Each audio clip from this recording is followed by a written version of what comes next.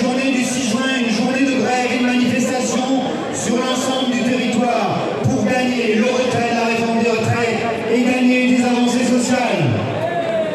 Cette réforme, comme nous le disons depuis le début, et comme chacun peut s'en rendre compte, parfois brutalement dans son corps, dans son travail, est une réforme injuste pour tous.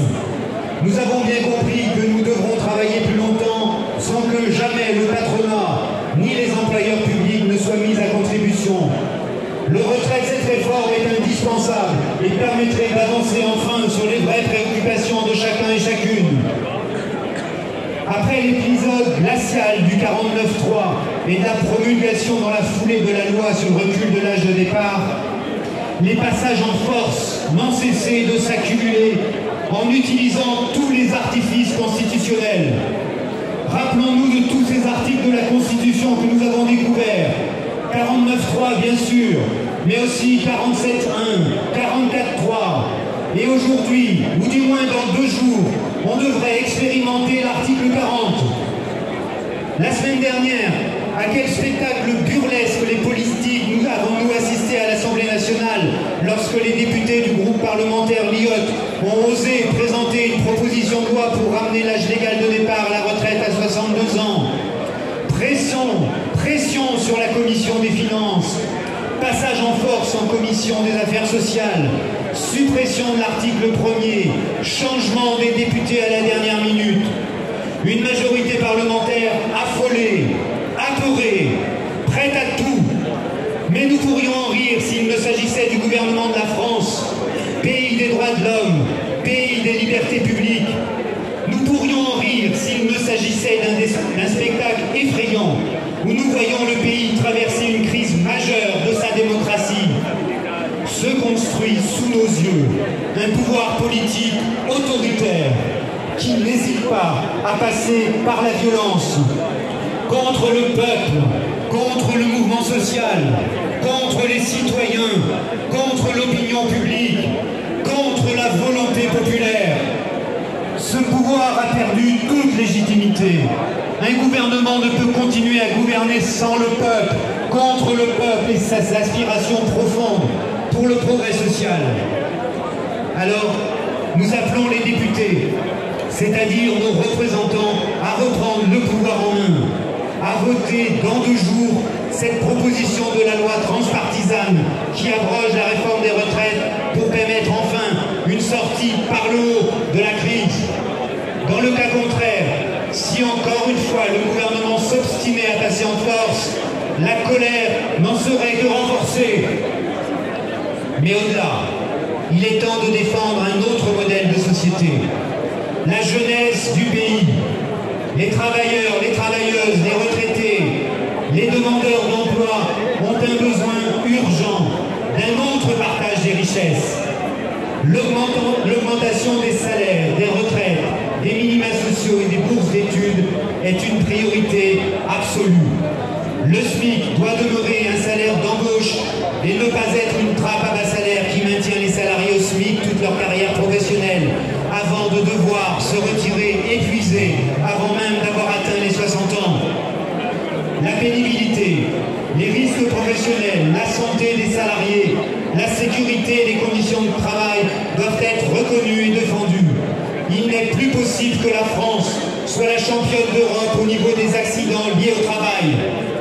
Disons non à cette précarité que le gouvernement renforce chaque jour pour ceux et celles qui perçoivent les allocations chômage, pour les bénéficiaires du RSA, pour les jeunes en SNU ou les jeunes des lycées professionnels.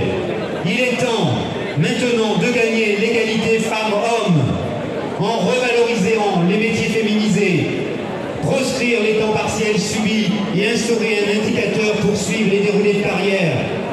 Voilà les mesures qu'il est urgent de prendre pour le pays.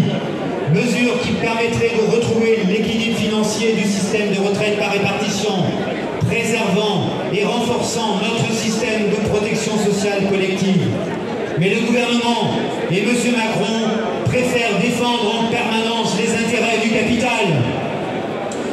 Nous ne tournerons pas la page.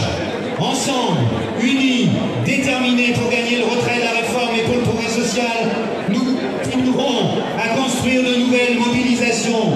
Alors, aujourd'hui, soyons encore des milliers et des millions dans le pays à demander le retrait de cette réforme injuste et à nous battre pour une vraie démocratie. Le peuple, c'est nous. Jusqu'au bout, nous irons. On ne lâche rien.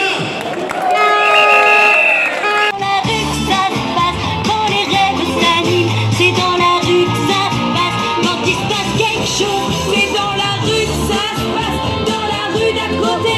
C'est dans la rue que ça se passe, comme dans tous les quartiers. C'est dans la rue que ça se passe.